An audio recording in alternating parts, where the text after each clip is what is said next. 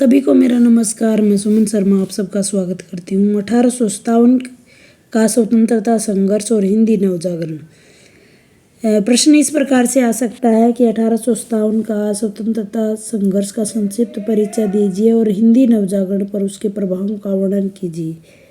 दूसरी तरह से क्वेश्चन पूछा जा सकता है कि हिंदी नवजागरण में 1857 के स्वतंत्रता संघर्ष की क्या भूमिका रही, वो स्पष्ट कीजिए। यह असाइनमेंट है, स्टूडेंट द्वारा बनाया गया है। Rakesh Kumar BA first year का स्टूडेंट है। बहुत अच्छा कार्य बच्चे के द्वारा किया गया है। यह मैंने सोचा कि सभी के लिए बहुत ही ज़्यादा इम्पोर्टेंट वीडियो होगा और आप तक पहुंचाना चाहिए।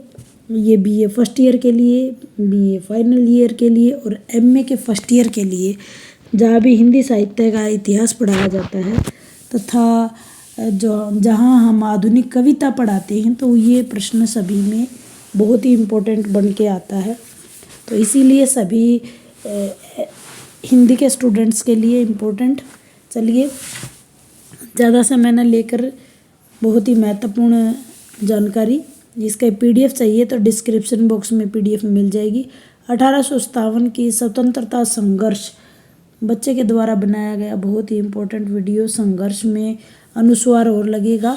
हिंदी नवजागरण 1857 का स्वतंत्रता संघर्ष, जैसा कि आपको सर्वविदित है कि इसे प्रथम स्वतंत्रता संघर्ष भी कहा जाता है। हालांकि यह संघर्ष असफल रहा था, लेकिन बहुत ही महत्वपूर्ण इसके परिणाम रहे थे। स्वतंत्रता संघर्ष 200 वर्षों से भारत के विभिन्न क्षेत्रों में चल रहा था, लेकिन इस विद्रोह का आरंभ अम्बाला छावनी से हुआ है, जिसमें छोटे छोटे झड़पों और आगजनी से शुरुआत हुई, परंतु जनवरी 1858 तक यह किसी न किसी रूप में चलता रहा। इस संग्राम का अंत यानी परिणाम यह रहा कि ईस्ट इंडिया कंपनी के शासन की समाप्ति हो गई और इसके बाद भारत पर सीधे तौर पर ब्रिटिश सरकार का शासन आरंभ हो गया, जो अगले 90 सालों तक चलता रहा। परिणाम की दृष्टि से भले ही यह स्वतंत्रता संघर्ष असफल हो गया, परंतु इसके कारण भारत में नवजागरण का सूत्रपात हुआ। प्रत्येक या हर क्षेत्र में एक नई जागृति उत्पन्न हुई, नया नवजागरण हुआ, चाहे वह क्षेत्र सामाजिक हो, राजनीतिक हो, साहित्यिक हो, आर्थिक हो, राष्ट्रीय हो या कोई भी अन्य क्षेत्र क्यों न हो। इसी दौर में देश में प्रेस का विकास हुआ और प्रेस ने भी हिंदी नवजागरण में महत्वपूर्ण भूमिका निभाई। डॉक्टर नगेंद्र ने कहा है कि 1857 के संघर्ष के बारे में महत्वपूर्ण पंक्तियां उन्होंने कही हैं। आधुनिक भारत के इतिहास की प्रथम महत्वपूर्ण घटना है सन 1857 का स्वतंत्रता संघर्ष, जो इस युग की पहली सीमा रेखा है और राष्ट्रीय चेतना और राजनीतिक जागरण का यह आंदोलन मध्य युग की आरंभ का पहला उद्घोष था। सन 1857 के संघर्ष का हिंदी नवजागरण पर जो प्रभाव परिलक्षित होता है, उसमें निम्न बिंदुओं के माध्यम से हम उसको देख सकते हैं। सबसे पहला, भारतीय नवजागरण का जन्म। दूसरा है सामाजिक और राजनीतिक जीवन चेतन के प्रयास। तीसरा है सांस्कृतिक नवजागरण के प्रयास। चौथा है राष्ट्रीय चेतना का उद्भव और पांचवा है प्रेस का उद्भव तथा सरस्वती पत्रिका की भूमिका। सरस्वती पत्रिका जो कि द्विवेदी युगीन है, समय आते आते द्विवेदी युग में सरस्वती पत्रिका का प्रारंभ हो चुका था। चलिए बात करते हैं, एक एक पॉइंट को पर डिस्कस करते हैं। भारतीय नवजागरण तथा राष्ट्रीय आंदोलन का जन्म अंग्रेजी शासन के अन्याय की प्रतिक्रिया के परिणाम स्वरूप हुआ। वैसे तो नवजागरण की प्रक्रिया प्लासी के युद्ध से आरंभ हो गई थी, जो कि 1751 बच्चे ने लिखा, लेकिन 57 यहाँ आएगा। 57 में हुआ था भारतीयों की, जिसमें हार हुई थी और ईस्ट इंडिया कंपनी ने बंगाल के नवाब सिराजुद्दौला को हराकर बंगाल पर अपना आधिपत्य स्थापित कर लिया था। इसके बाद सन 1857 में पुणे राज्य में क्रांति हुई और मुगल, ये भी गूगल लिखा है, गूगल और ये वंश दोनों आप ठीक कर लीजिएगा।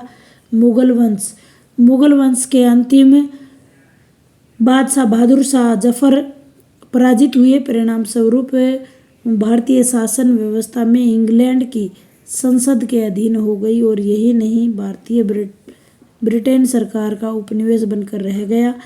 क्रांति जो 1857 की क्रांति हुई उससे स्वतंत्रता प्राप्ति के लिए प्रथम प्रयास कहा जाता है, परंतु भारतीयों की पराजय के बाद सम्राज्ञी विक्टोरिया ने भारत से संबंधित बहुत सारे घोषणा पत्रों में बहुत सारी नीतियों को बदल दिया, नई नई नीतियां लेके आई। इस संदर्भ में डॉक्टर तिलक राज शर्मा जी लिखते हैं कि ऊपर से तो वातावरण में एक गहरा सन्नाटा छाया हुआ था, पर भीतर ही भीतर 1857 की क्रांति के रूप में जागृत राजनीतिक और सांस्कृतिक चेतना का अधिक सुलझे और अनुभवपूर्ण परिवेश का विकास होने लगा था। यह प्रक्रिया राजनीतिक क्षेत्रों के साथ साथ सामाजिक और धार्मिक क्षेत्रों में भी अविरल प्रभावी होने लगी थी। दूरदर्शी जागरूक जन नेताओं द्वारा अपने अतीत को नए संदर्भों में देखा जाने लगा था। समग्र नव्य चेतनाओं को साहित्य में भी आत्मसात करके आधुनिक और नव दिशा में तीव्रता से अनुसरण करना आरंभ कर दिया था। सन 1857 की राज्य क्रांति ने भारतीय जनजीवन में चेतना की चिंगारी जो है जला दी थी। उसका काम किया था, चिंगारी का एक पतंगे का काम उसने किया था। भारतवासियों ने नव चेतना का उद्भव होना शुरू हो गया था। अब भारतवासियों को समझ आ चुकी थी कि केवल शस्त्र बल के द्वारा ब्रिटिश सरकार को पराजित नहीं किया जा सकता। इस संदर्भ में डॉक्टर नगेंद्र जी ने उचित लिखा है कि इस देश में भी नए संदर्भों में कुछ नया सोचने और करने के लिए बाध्य हो गया था। साहित्य मनुष्य के बाह्यतर सुख दुख के साथ पहली बार जुड़ा था। यह प्रक्रिया भारतेंदु युग से शुरू हो गई थी। आधुनिक जीवन चेतना की चिंगारियां की जो गद्य में थोड़ी सी छाप दिखाई देनी शुरू हो गई थी, वैसे ही पद्य में नहीं थी।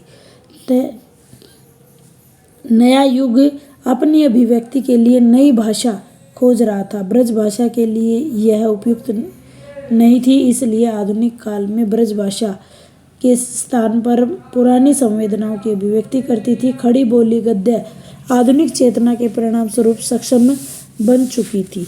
दूसरे बिंदु की तरफ चलते हैं कि सामाजिक और राजनीतिक जीवन चेतना के प्रयास शुरू हो गए थे।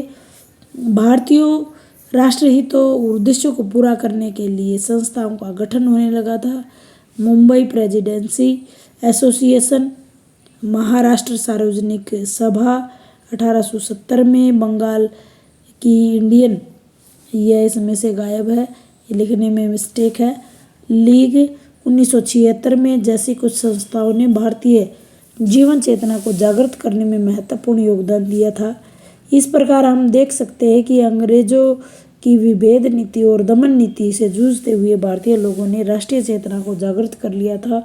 और इसी संदर्भ में डॉक्टर तिलक राज शर्मा जी कहते हैं, राजनीतिक क्षेत्र के साथ साथ सामाजिक और धार्मिक क्षेत्रों में भी अविरल प्रभावी होने लगी थी। यह कारण इसी नामकरण की दृष्टि से युक्ति संगत ही प्रतीत होता है। तीसरे पॉइंट की तरफ चलते हैं, सांस्कृतिक जागरण के प्रयास।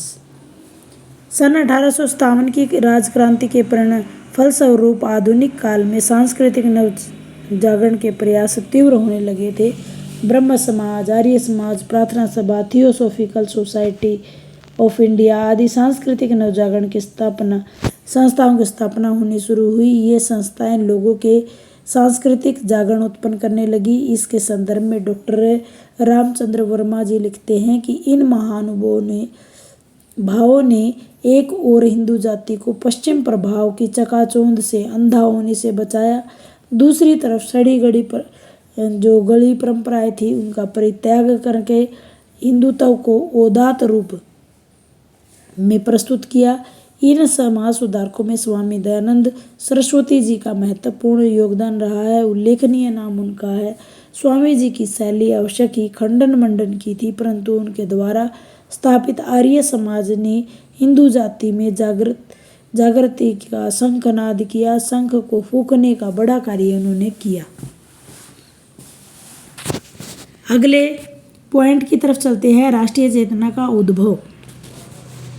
सन 1857 की क्रांति के बाद राष्ट्रीयता का प्रभाव जो है बढ़ने लगा।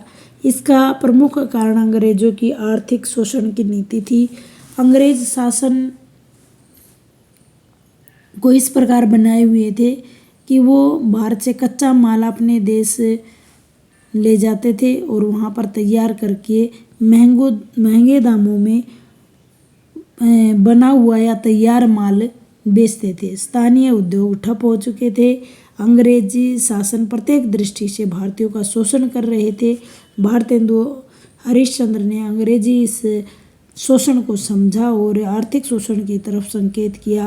अंग्रेज राज सुख साज साजे सब भारी, पे धन विदेश चली जात यह अति खवारी।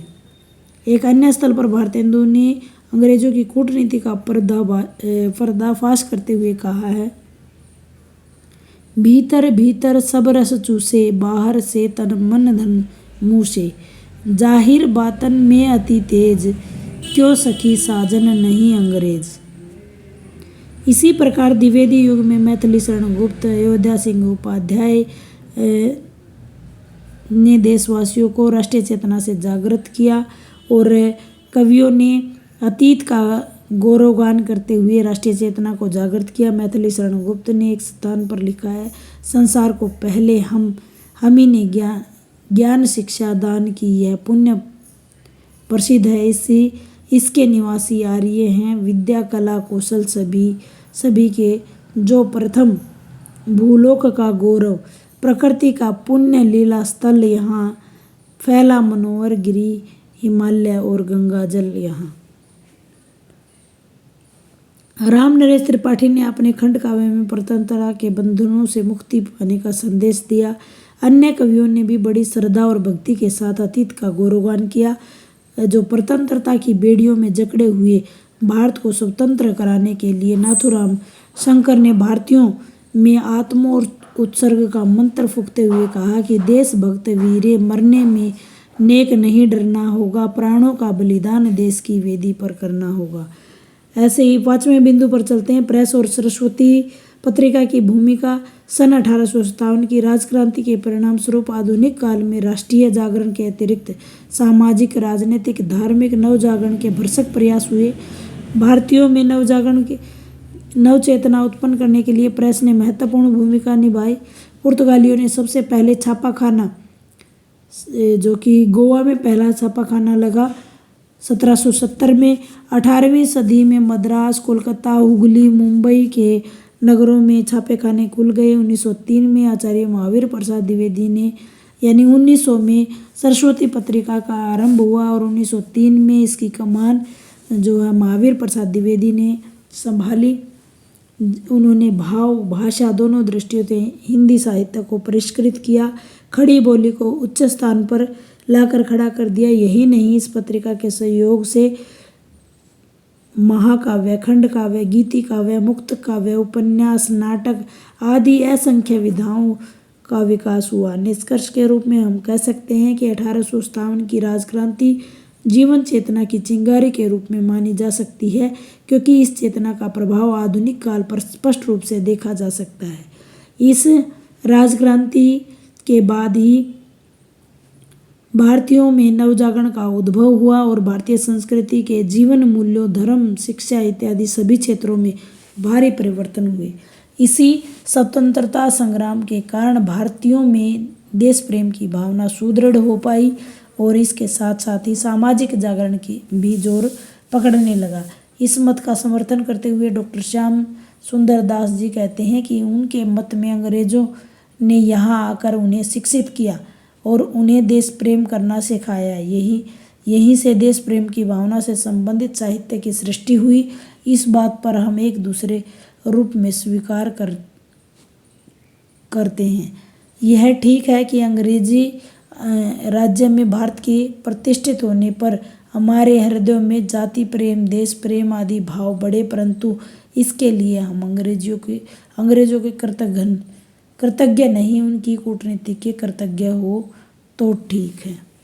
इस प्रकार से हमारा यह वीडियो यहीं समाप्त होता है। इसकी PDF चाहिए, डिस्क्रिप्शन बॉक्स में जाकर आप डाउनलोड कर सकते हैं। धन्यवाद।